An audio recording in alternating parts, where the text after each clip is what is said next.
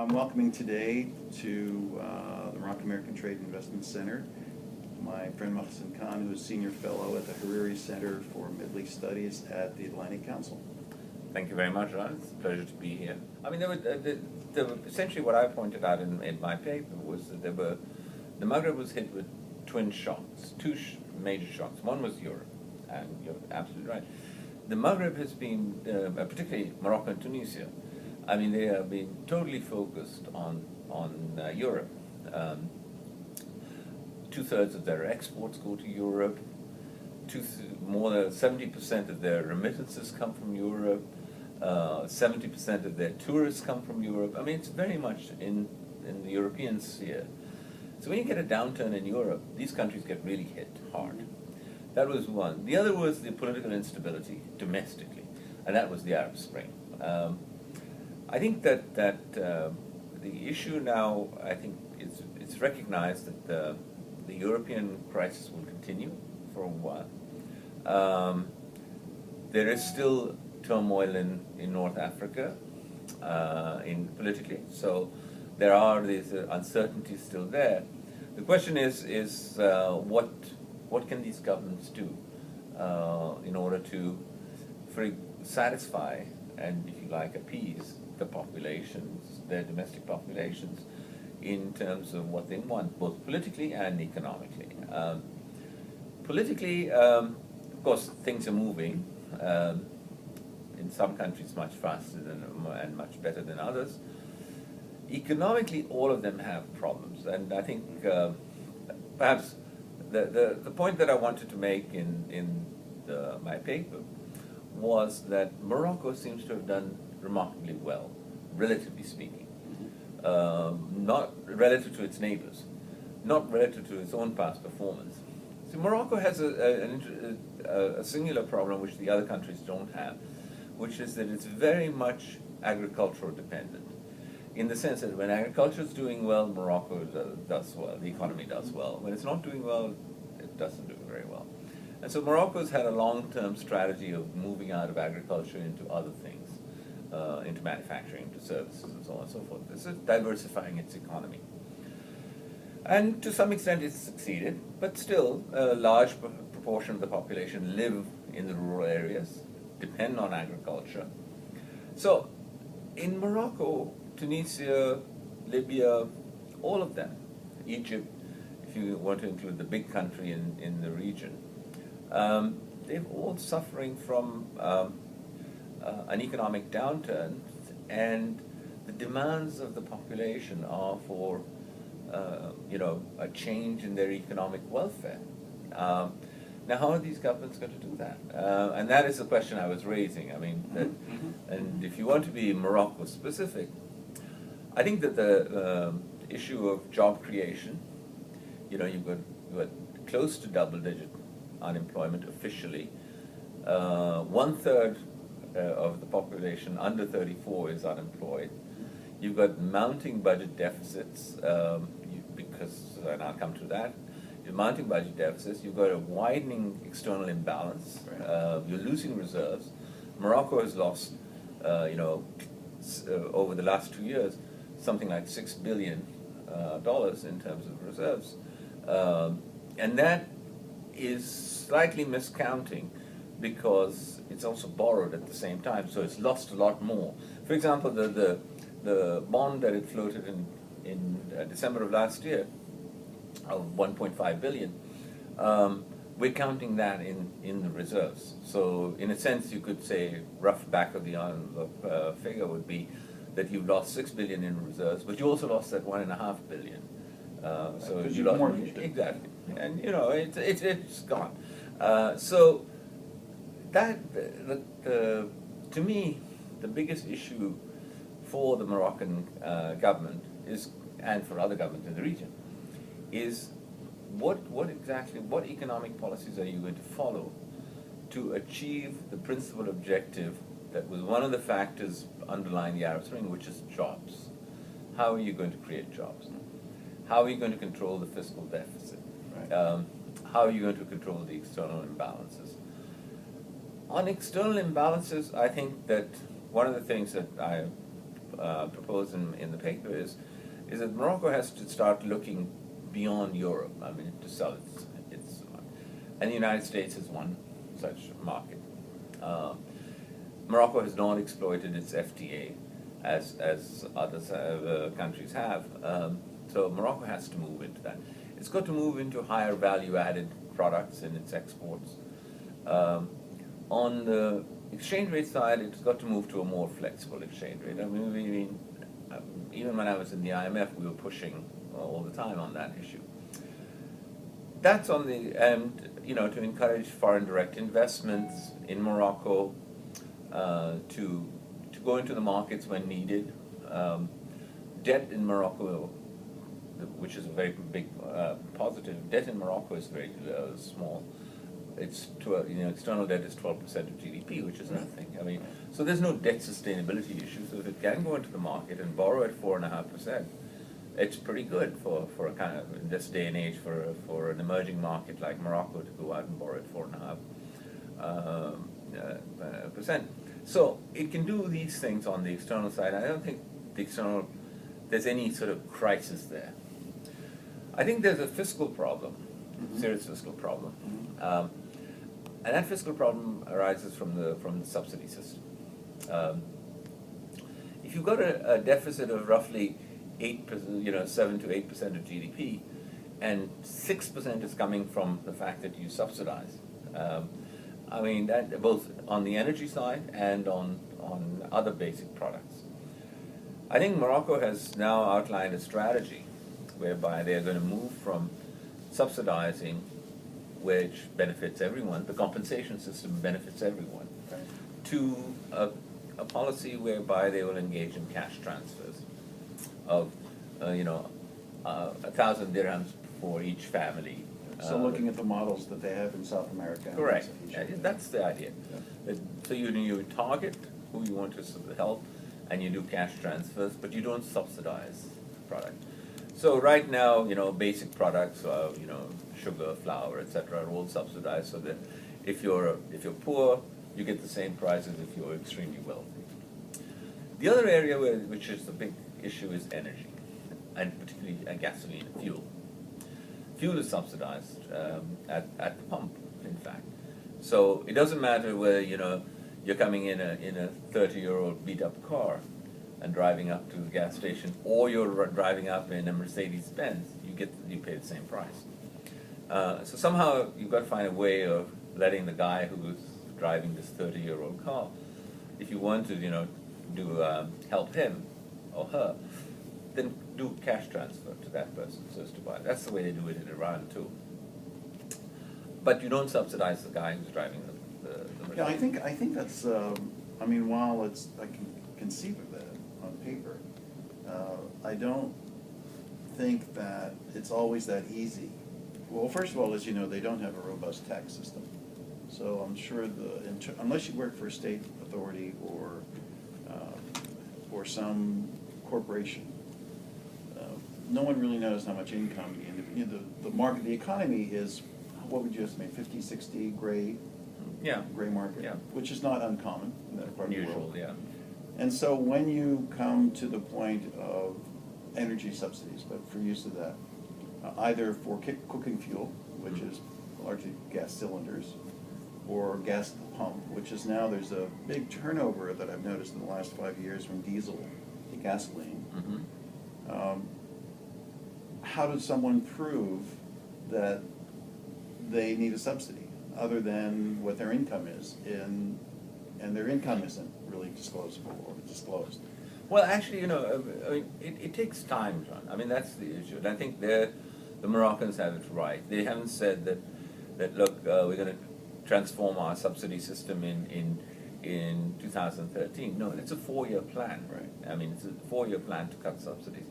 And that's very important because, you need to be able to identify who are the real poor in the process. And you can do that through household surveys and so on. You have to get the population used to the idea that this is coming, that this is going to happen. I mean, the information campaign must happen. So, and do it gradually over 4 years that they're doing it so that you don't get a shock to the system right overnight. But for the next 4 years, this is the way eventually we're going to reach this point where subsidies, and they're not saying we're eliminating subsidies. Right. They're saying Sure. subsidies will be halved. Which those, as you said, is if you have 8% of the impact on GDP or 6% of Yeah. GDP. Bring it down to 3. That's exact, and at the same time, we have, as you know, both onshore and offshore development of, they think they're going to have some oil and gas. Yeah. Okay. So I'm not to say that that's a cure-all, but certainly. No, but I think that revenues could increase in the period, and I'm sure if this growth continues, they will increase. So there is that. So that's external imbalances, fiscal deficit. I think the big crunch is going to be, and there we don't have an answer, and I'm not sure the Moroccans have an answer, which is job creation. I mean, the question of where are these jobs going to come from? When markets are receding, actually, shrinking. Exactly. Yeah. I mean, in a sense, Morocco benefited tremendously from growth in the service sector, Right. particularly related to tourism. Okay. So which is a very labor-intensive industry. So now with that receding, you're not going to. Two things are a problem. One, you can't overnight manufacture jobs. I mean, that's something you can't do. Nobody knows how to do that, really. You can, in fact, you also have another problem, which is there is a skills mismatch between the students that are graduating from universities and the skills that are demanded by the private sector. So I'm looking at, I mean, for example, looking at the fact that whether it's IT or it's financial services or whatever it is, there is the supply of Moroccans who are qualified is limited. So it takes time then to transform your educational system to get the right skills, to get the right technical schools in place and so on and so forth, to establish those. So what are you going to do in the short run when you've got a third of your population under 34 unemployed?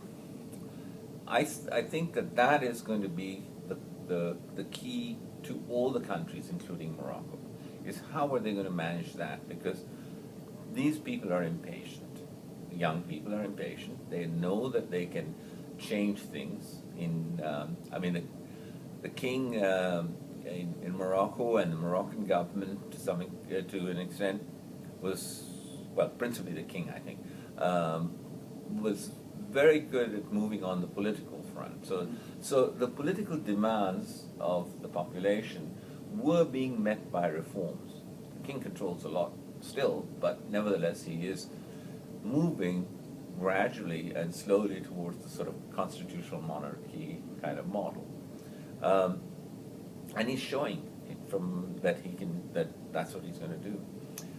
The flip side of this, John, is that on the economy, we have seen a well-managed economy, yes, and that's why the Minister of Finance has been, given the award of being Minister of Finance of the Year for Middle East and Africa by the Banker magazine. This is the annual award they give. And quite rightly so, he should get it. I mean, they've done well relative to everyone else. But in terms of how are you going to employ these young people, that is going to be the tricky part. There's an interesting debate going on. The North Africa Partnerships for Economic Opportunity, the PAO, Partners for New Beginning, has a very, very heavy emphasis on entrepreneurship. And so there's a lot of focus on, okay, we're going to go in and have all these workshops, and we're going to help create a regulatory environment, a financial system, access to finance, the ecosystem that's necessary to promote entrepreneurship. On the other hand, you have people saying, yeah, but those will take 0 to 5, 0 to 10 years to create 10,000 jobs, let's say, for example, which is a drop in the bucket. Whereas if you work at making parastatals or medium and large size enterprises in these countries more efficient, that you invest more in making them global ready, make them competitive globally, that they can generate that same 10,000 jobs in 2 years. And so why do we have to pick one over the other? Why can't we have a balanced approach that isn't interfering from the government side, but is creating modalities so that. I mean, it's a debate, and I think, you know, the safe answer is to say it's not either or, you know, you do both. The problem, John, that, you know, you try and make state-owned enterprises more efficient. You should be making them more efficient in the sense of making them ready for sale, okay, if you like, ready to make. Right. Unfortunately, in most countries, the state-owned enterprises are overemployed. They just, you know, So they have to shed people before they can add people before they can add people. So in an political environment that you have in these countries, including Morocco, I don't see the. Do we have any data on any of the Maghreb countries that looks at what percentage is employed by the government, not just in the government agencies, but in parastatals that could become privatized? Do we know what the impact of greater privatization might be on Morocco, Tunisia, Libya? Or is it, when you look at Algeria with Sonatrach, that's a whole different case study because the energy industry is so huge, but capital intensive as opposed to labor intensive. Correct. But you look at Morocco, which is agricultural, but at least 15% of the GDP, but at the same time it's labor intensive, but could benefit from more efficiencies. Yeah, I mean, as I said, it's not an either or. You have to have some kind of but I think what's going to happen is, I think you touched on it, is that what do we do between year 0 today and year 5 when some of these things will start showing up? I think there's two things. There's well, at least one main thing that the government of Morocco should be doing and is doing, but should be doing more, is bring in foreign direct investment. Greenfield kind of industry that will then employ the people. But not just in hotels and so on, but in manufacturing, encourage that, and, you know, move OCP into higher value added, you know, which is another way of doing it, and you know, if necessary, bring in foreign partners. You know, these are various things you can do. New industry can be created very fast if the resources are available abroad and to come and invest. I think that foreign investors are going to wait and see for all these countries, and what they're going to be waiting to see is, you know, what kind of regulatory system do they have in place, what kind of repatriation of profits system do they have in place, what kind of judicial system do they have when they're you know, disputes and so on. They're going to be looking at that. Well, Morocco is well placed. Well, I mean, Baraka mentioned, the finance minister, Baraka mentioned in his article, the report, that they're already seeing Spanish companies moving into Morocco to benefit from the lower wages and the instability in terms of domestic markets in Spain. And Spain is already, I think, the lead investor in many of the solar projects in Morocco. Correct. Yeah. So we're already seeing some of that. Yeah. And I guess that's to me, that's the good thing. That, you know, that's the good policy. There is another policy that is very tempting also for governments to use, which is create government employment. Morocco's already said they're not going to do that. No, but I mean, this is what basically if you can't employ the people and they are in the streets, you know, this is going to be one of those things that you know, whether you do it through parastatals or you do it directly through the central government or whatever way you want to do it, there is a danger, John, in doing that. And you may say that we're not going to do it, we're not going to do it, we're not going to do it, but virtually in all these countries, there is pressure to do it. And so I'm just pointing out that, look, that's a risk. Yeah. Don't fall into that trap. Well, one of the things you might want to be looking at as you follow this is the project that OCP launched last year to train 15,000 Moroccans in the south around their facilities. I don't know if you know what happened, but there was a work stoppage there from the local population who said they needed jobs. And as you know, any kind of extractive industry is not labor intensive, it's capital intensive. Yeah, it is. Machinery and all that. But OCP committed to training 15,000 people over the next 2 years. 5,000 for jobs at OCP, primarily replacement of people who had been imported from the north. And 10,000 who would then become people serving the local economy, technical and vocational skills, which to me sounds like, wow, this is smart, you know, in terms of how do we not just, as you were saying, employ people to get them off the streets, but give them a skill that they can go out and create their own businesses and employ more people. You know, Morocco is not at the level yet where domestic consumer consumption drives the market.